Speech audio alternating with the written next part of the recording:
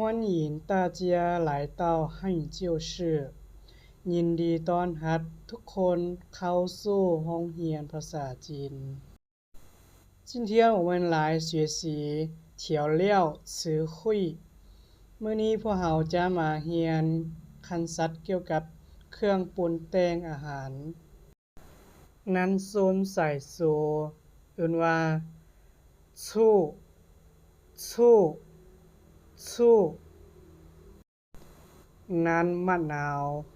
นั้นมะนาวเอิ้นว่านิงเมิงชู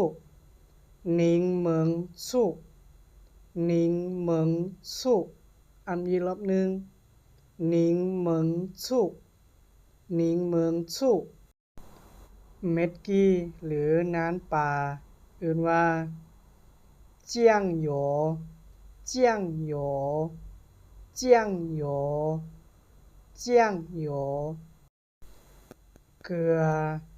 เกลือเอิ้นว่าแหยน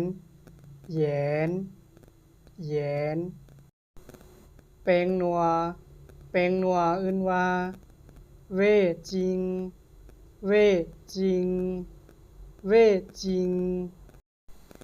น้ำมันพืชเอิ้นว่า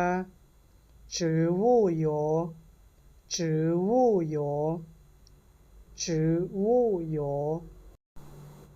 น้ำตาลเอิ้นว่าปลายถัง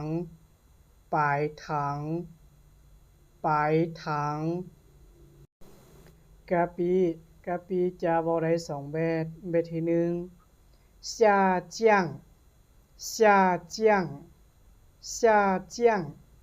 แบบที่สองเสีย酱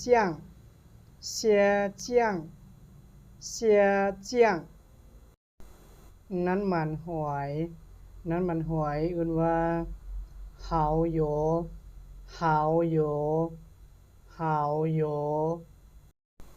น้ำปลาหรือน้ำปลาแดกแม่นเอิ้นว่าอี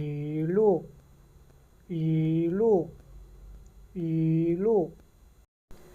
น้ำกะทิหรือน้ำมะพร้าว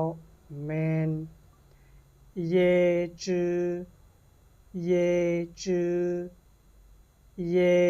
ือ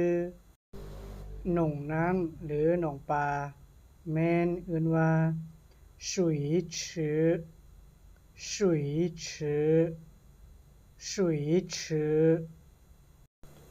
หัวที่เฮาลงอ้อมเรือนหรือกันแพงที่เฮาสร้าง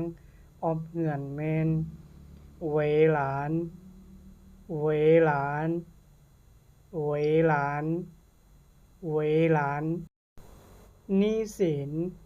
หนี้สินเอิ้นว่าเชี่ยน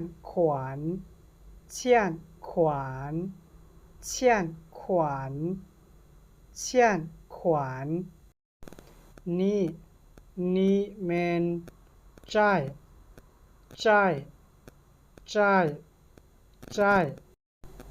ติดนี้แม่นฟู่จ่าย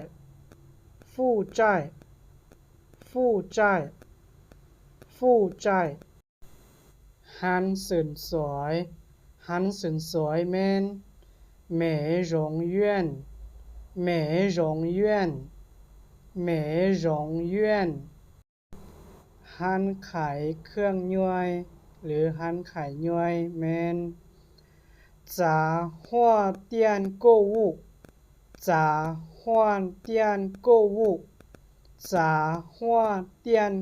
物หันขายยบแม่น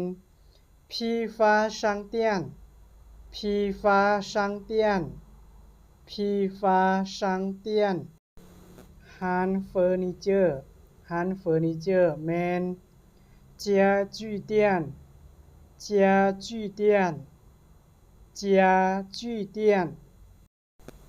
เครื่องดูดฝุ่นหรือจัดดูดฝุ่นตัวอย่างเฮาอนามัยเพิ่นแล้วก็มีฝุ่นหลายเฮาเอาจัดมาดูดแม่นจัดดูดจะเอิ้นว่าฉายเฟิ่นจี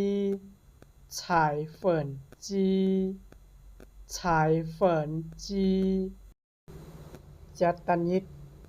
จัดตัดยิดตัดซอกตัดเสื้อแมนฉายเฟินจีฉายเฟินจีฉายเฟินจีสร้างซ้อนแปลงจัดตัดยิดสร้างซ้อนแปลงจัดตัดยิดแมนฉายเฟินชื่อฉายเฟิงชื่อฉายเฟินชื่อเข็มเข็มยิบซ่องยิบเสื้อแมนเจินเจินเจินการฝังขิน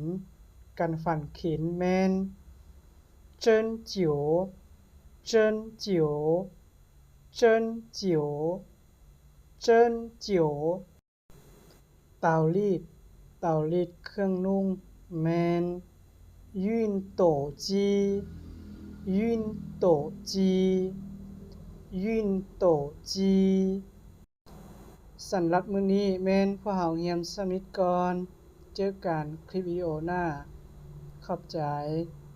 อย่าลืมกดไลค์กดติดตามให้เด้อ